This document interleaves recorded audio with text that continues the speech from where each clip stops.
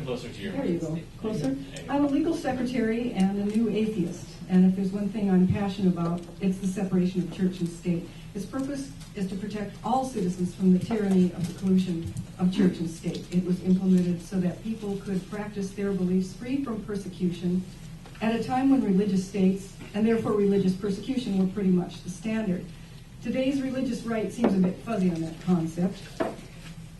They have attacked the wall of separation in many ways. My talk today is about their repeated attempts to get religion taught in publicly funded schools, most recently by way of the Trojan horse known as intelligent design. So here's a personal anecdote of an encounter I had recently on this subject. I was on a meetup walk in a non-atheist group, and I met a woman who has a law degree and works in the administration office of a public junior college. I thought, of all people, she would be interested in this subject. So I mentioned to her that I was reading this book, 40 Days and 40 Nights. I briefly described the subject matter of the book, and when she replied she thought both sides should be taught, I replied, but not in school, and that's as far as it got. People kind of split up and the walk ended. It was a meetup walk, and conversations, people didn't always show up. So I think that in our brief exchange, we both realized we'd met the opposition in this war, and it is war. People came and went, and in case I saw her again, I was prepared. I kept some things in my car. The United States Constitution, a booklet by the National Academy of Sciences called Science, Evolution, and Creationism. I have the book over there. And a copy of The Greatest Show on Earth by Richard Dawkins. But I never did see her again. The experience was eye-opening for me.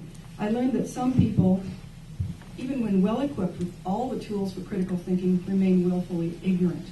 It's a good thing she works in the financial aid office and has nothing to do with teaching or curriculum.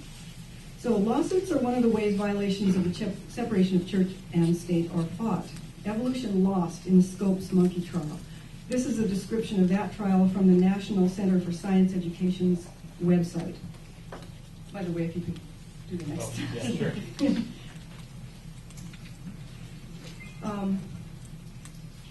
In 1925, the state of Tennessee passed the Butler Act, which outlawed the teaching of, quote, any theory that denies the divine creation of man and teaches instead that man has descended from a lower order of animals, end quote.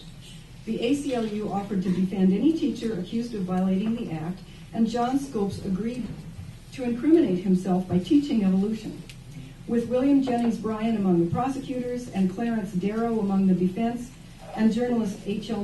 Mencken covering the proceedings, Scopes' monkey trial focused on an unprecedented amount of public attention on the creationism-evolution controversy. However, the case had little impact on the actual legal issues involved. Scopes was rapidly convicted, and upon his appeal, the Tennessee Supreme Court affirmed the Butler Act to be constitutional, but the court also overturned his conviction on a technicality, blocking any chance to take the case to the Supreme Court of the United States. Since then, a number of lawsuits have established that religion has no place in public schools. Edwards versus Aguilard is a landmark 1987 case in which the United States Supreme Court ruled that creation science is religion and that teaching of it is a violation of the Establishment Clause. I'm focusing here on Kitzmiller versus Dover because it challenges the most recent attempt by the religious right to get religion into schools, so-called intelligent design. Next slide. I became interested in it in particular when I viewed the Nova documentary about it called Judgment Day, Intelligent Design on Trial. I wanted to learn more, so I read about it on the National NCSE website, that's National Center for Science Education, and Talk Origin, and went on to read 3 books. Today I want to talk generally about the separation of church and state, and specifically about that lawsuit, which is important because it was the first time that the concept of intelligent design was challenged in the courts. Now, any law students or lawyers in here? This might be academic for you. But I don't like it when people assume I know something that I don't, so please bear with me. Slide 4. What do we mean by separation of church and state? It refers to the First Amendment of the Constitution of the United States, the first article of the Bill of Rights, and is often called the Establishment Clause. And I'll give you time to read it. I think you can read it, right? The part, of course, that we're concerned with here is the first clause, Congress shall make no law respecting an establishment of religion or prohibiting the free exercise thereof. No, Virginia, it does not actually say separation of church and state. I actually saw that some creationists deemed that to be a headline when the secularists admitted to the Constitution not saying separation of church and state. It, along with the other rights and freedoms granted by the Bill of Rights, has always been and always will be challenged and violated. What is the Treaty of Tripoli, and what does it have to do with the separation of church and state? Next slide, please. The Treaty of Tripoli is often quoted as proof that this country was not founded as a Christian nation. It was a routine diplomatic agreement signed in 1796 between the United States and Tripolitania. The Barbary pirates had been attacking ships and taking tribute and slaves. American ships had been protected by the British Navy and then by the French, but once the Treaty of Paris was signed, we were on our own. So President John Adams submitted the treaty to the Senate and received unanimous ratification. This passage has received attention recently because of claims by the religious right that the United States is a Christian nation. Next slide. It says, as the government of the United States of America is not in any sense founded on the Christian religion, and it has in itself no character of enmity against the laws, religion, or tranquility of Muslims, and as the said states never entered into any war or act of hostility against any Mohammedan nation, it is declared by the parties that no pretext arising from religious opinions shall ever produce an interruption of the harmony existing between the two countries. Why do people think church and state are not separate in America? Next slide, please. I'll let you answer yourself. Next one.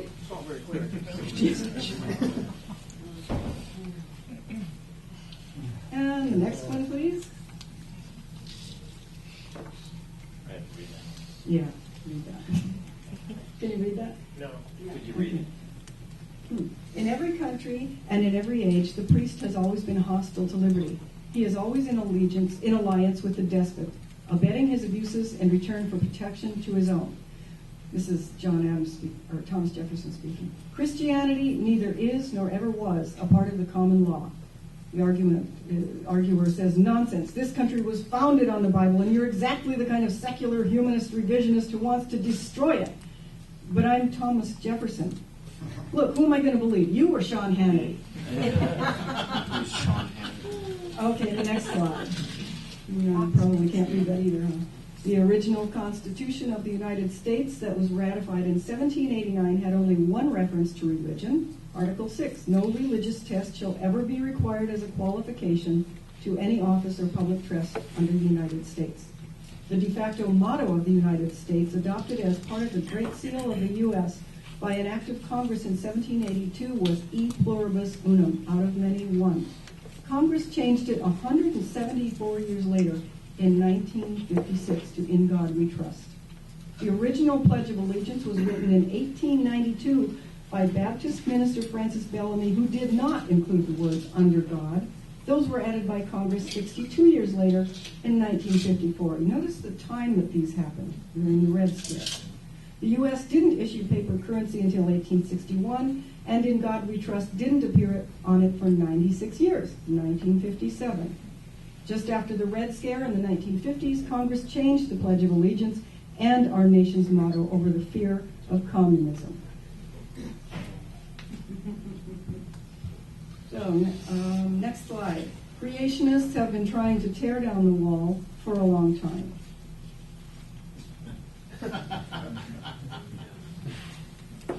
Next one. Can you read that? That one's blurry. It says, then on the eighth day, giggling to himself, God buried fossils all over the place. Our children learn. We're the ones who should be doing the homeschooling. Okay, next one. You guys all this one, right? So, one way Establishment Clause violations are being fought is with lawsuits. The NCSC website says, legal challenges to anti-evolutionist policies began with the Scopes trial of 1925, a case the evolutionists actually lost. Since 1968, however, U.S. courts have consistently held that creationism is a particular religious viewpoint, and that teaching it in public schools would violate the First Amendment of the Constitution. Kitzmiller versus Dover. You know how we always say evolution is supported by mountains of evidence? Well, those mountains got their day in court in 2005 in a lawsuit called Kitzmiller versus Dover in a little town in southwestern Pennsylvania. Science was Exhibit A. In this case, the board of directors of a small rural school decided creationism should be taught in 9th grade biology class. Most of them knew it is illegal to teach creationism in public schools, but they had been contacted by the Discovery Institute in Seattle with a new concept, intelligent design, which they said is an alternative theory to evolution. They were also contacted by an attorney at Thomas More Law Center, a conservative Christian law firm, who advised them and offered to represent them pro bono, without charge. That firm was looking for a test case, so they pressed the Dover School Board into making decisions that would get them sued. After much debate, the board passed a resolution which was vigorously disputed by some members and by the science teachers, saying that evolution is just a theory that is still being tested and that intelligent design is an alternative theory. They mandated that a statement should be read to the students at the beginning of the year saying as much and stating that a book of pandas and people is available for research. Next slide, please. Oh, wait. Is that right? No, just go to the next. There's- Yeah, that was another slideshow. Okay, that's the book written by creationists. Next slide. This is the statement that was read to the students. The Pennsylvania academic standards require students to learn about Darwin's theory of evolution and eventually to take a standardized test of which evolution is a part. Because Darwin's theory is a theory, and it is still being tested as new evidence is discovered. The theory is not a fact. Gaps in the theory exist for which there is no evidence. A theory is defined as they got this one statement right, okay? A theory is defined as a well-tested explanation that unifies a broad range of observations. Intelligent design is an explanation of the origin of life that differs from Darwin's view, which, of course, Darwin never talked about the origin of life, did he? The reference book of Pandas and People is available for students to see if they would like to explore this view in an effort to gain an understanding of what intelligent design actually involves. As is true with any theory, students are encouraged to keep an open mind. The school leaves the discussion of the origins of life to individual students and their families. As a standards-driven district, this class instruction focuses upon preparing students to achieve proficiency on standards-based assessments. At the adoption of the resolution, the dissenting board members resigned in protest. A group of parents contacted the ACLU, who contacted Americans United for Separation of Church and State. A law firm, Pepper Hamilton, agreed to represent the plaintiffs on a contingency basis. A complaint was filed in federal district court with 11 parents as plaintiffs. The case sought an equitable remedy, so it did not require a jury. An impressive array of experts testified on behalf of the plaintiffs, including Kevin Padian, integrative biology professor and curator of the Museum of Paleontology at UC Berkeley, Kenneth R. Miller, biology professor at Brown University, John F. Hott, theology professor at Georgetown University, Barbara Forrest, philosophy professor at Southeastern Louisiana University, and Robert Pennock, associate professor of science and technology studies and associate professor of philosophy at Michigan State University. That's not all of them, that's most of them. They explained with plain language and illustrations what science is and how it works, and how the theory of evolution has been repeatedly confirmed by evidence to the point of its being considered scientific fact, to a judge who knew nothing more about it than the average citizen does. They had studied what the ID proponents had written and said, and they were armed with hard evidence against those arguments. So-called irreducible complexity, claims of gaps in evolutionary theory, and claims that the theory is not generally accepted in the scientific community. They explained the scientific definition of the term theory. They produced smoking guns that proved that intelligent design is creationism and is therefore religion. One of those smoking guns was a marked-up draft of the Pandas book that showed it had been revised to change the word creationism to intelligent design. One draft, though not used as a trial exhibit, showed clearly that the word creationists had been imperfectly replaced with design proponents, and that the neologism design proponentsists appeared. Next. Another smoking gun was the Wedge document authored by the Creationist Lobby, placed on the internet by the Discovery Institute and then withdrawn, but not before Dr. Barbara Forrest got hold of it. She specializes on the Ivy movement's goals and history. That document makes it clear that the religious right wants creationism taught in schools, and it intends to do whatever is necessary to make that happen, including disguising it as science. Then it was time for the defendants to make their case. Their chief counsel went AWOL much of the time, and some of the board members were beginning to distance themselves from the whole affair, perhaps smelling defeat. Alan Bonsell and William Buckingham, the ringleaders, clearly lied in their depositions and in trial. They denied using words like creationism and Christian, and lied about the source of the money they used to buy 80 copies of the Pandas book without the knowledge or consent of the board, and placed them in the school. The other board members just appeared confused. None of them felt it necessary to educate themselves on what intelligent design actually was. Many of their experts withdrew before the trial, including William Dembski, the creator of the intelligent design movement. His deposition wasn't even taken. The star expert witness and a leading ID advocate, Michael Behe, was unable to convince the judge that intelligent design is science. In fact, he was unable to satisfactorily explain what intelligent design is. He did admit that by his definition of science, astrology could be considered science. One of his arguments was that evolution can't account for irreducible complexity. He coined that phrase. It's in Darwin's Black Box, his book, of the bacterial flagellum. That argument was neatly destroyed by plaintiff's expert Ken Miller, who showed us a sort of proto-flagellum that was used by another bacterium as a poison delivery system. Another argument Mr. Behe made was that the immune system is irreducibly complex. Here's what he said. We can look high or we can look low in books or in journals, but the result is the same. The scientific literature has no answers to the question of the origin of the immune system. Plaintiff's lead counsel, Eric Rothschild, who, by the way, said he was waiting all his life for this case, piled up 58, next slide please, peer-reviewed publications, 9 books, and several immunology textbook chapters about the evolution of the immune system in front of Dr. Behe on the stand. Dr. Behe replied he had not read any of them. He summarily rejected them as unsatisfactory and dismissed the idea of doing research on the topic as unfruitful. The judge was not impressed. The judge was John E. Jones III, a conservative Republican appointed in 2002 by George W. Bush. His 139-page decision is summarized in Wikipedia as follows. Teaching intelligent design in public school biology classes violates the Establishment Clause of the First Amendment to the Constitution of the United States and Article 1, Section 3 of the Pennsylvania State Constitution, because intelligent design is not science and, quote, cannot uncouple itself from its creationist and thus religious antecedents, end quote. Normally, a case does not become precedent until it's tested by appeal. This case was not appealed because the fundamentalist board members and their supporters were voted out of office before the decision was even rendered. The new board had no reason to appeal. The facts of this case, however, are so powerful that it is treated as precedent in the legal world.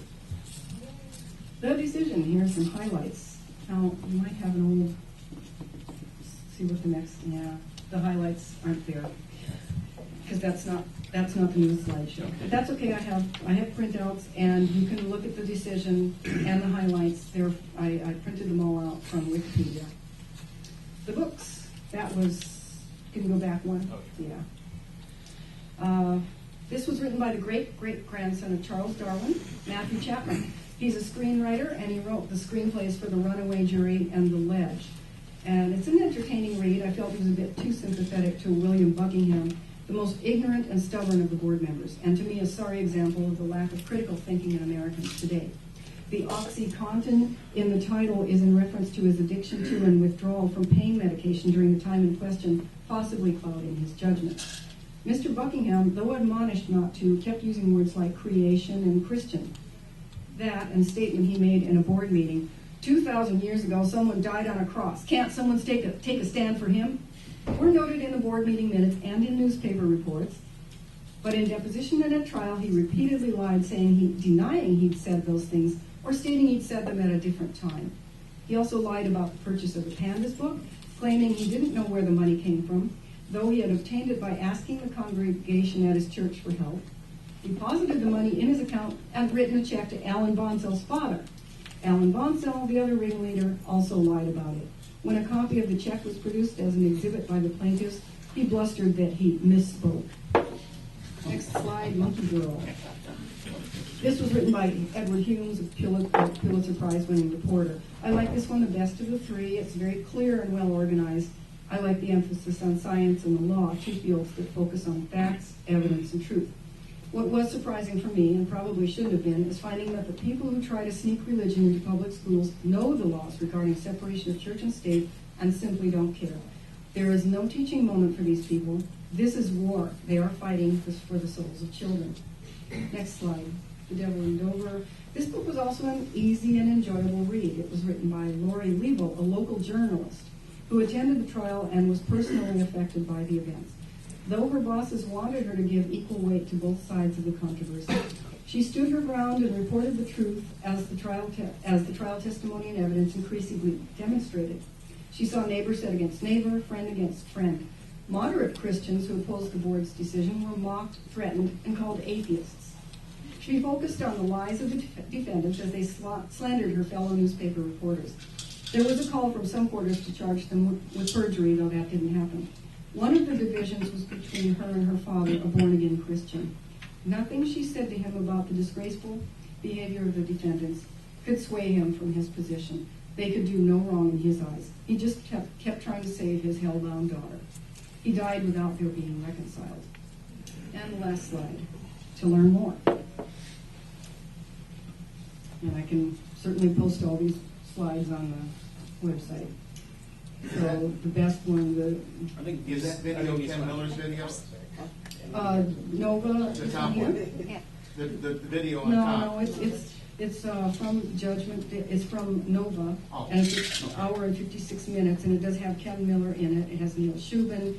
It has Barbara Forrest being interviewed, plus a sort of a recreation of the trial with actors. And Talk Origins has its own Dover versus Kitzmiller page, which has all of the court documents, transcripts of the trial, expert reports, everything you could possibly want.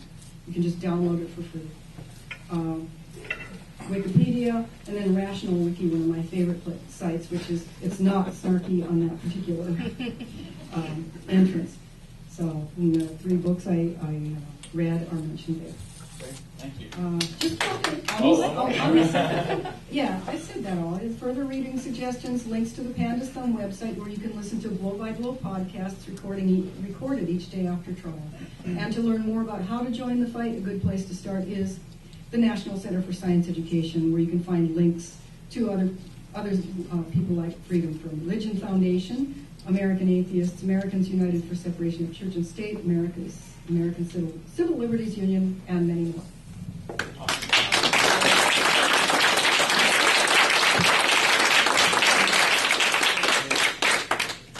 All right. Any questions for Noreen? The reason I mentioned Ken Miller is that he also did a long video on YouTube. And if you go to YouTube and just put in Ken Miller, you should get that. He describes the whole Dover trial and so on. And he was the one who wrote the textbooks for the actual biology, the real biology. And it's a very interesting lecture that he gives about that trial. And he's a Christian. He's Christian. written books about his reconciliation of his faith, but he understands and being a scientist. And one of the experts was a Christian theologist. You don't have to be an atheist to be in favor of human rights, American rights, freedoms, and separation of church and state. Yeah. And the people who accuse people of being atheists because of that. I'm sorry. They're atheists Oh and yes, Muslims. the judge, by the way. By the way, the judge's life was threatened after this, and he had to have round-the-clock protection for him and his family for a while. From the Levy Christian? That's Christianity. Of course. Well, it's just amazing how much that they lied about everything. Oh, yeah. I mean, watching the documentary, it's just shocking. Well, not that shocking, but it's frustrating that they lied so much, and nothing was done about that. There was no perjury trials or anything. There's lots of perjury. Yeah. It's like it's the lead what's her name, for the third book. Oh my Oh, God. Lord Legal. And you mentioned a really important thing, which goes on today, which I keep complaining about, is she got pressure from boss like, make sure that you treat them equally, right? Which pisses me off so bad because it's like one side lies and the Equal other, time. right? Oh, It's a false equivalency. It's like global warming deniers who always get the news. Yeah. exactly. So they're treated equally, and that it's really bad because it's like, well, he's telling a lie and she's telling the truth, so they're both right. Both sides are just talking points. It's like, well, one of them's truth and the other one's lying. You can't say like, both sides are like equal. No, one's lying. Yeah.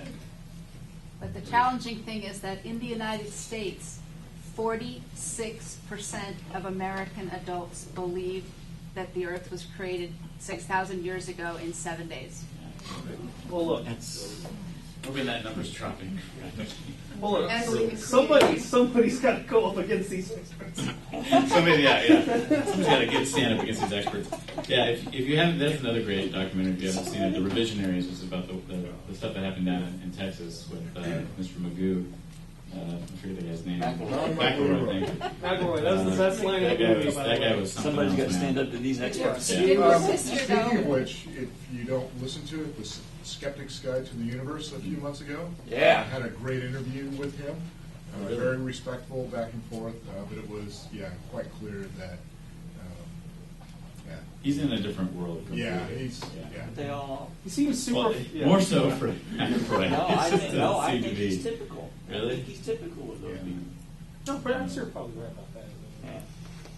Did you have something to read? Well, just a highlight from the decision. He says, in his conclusion, he wrote, the citizens of the Dover area were poorly served by the members of the board who voted for the ID policy.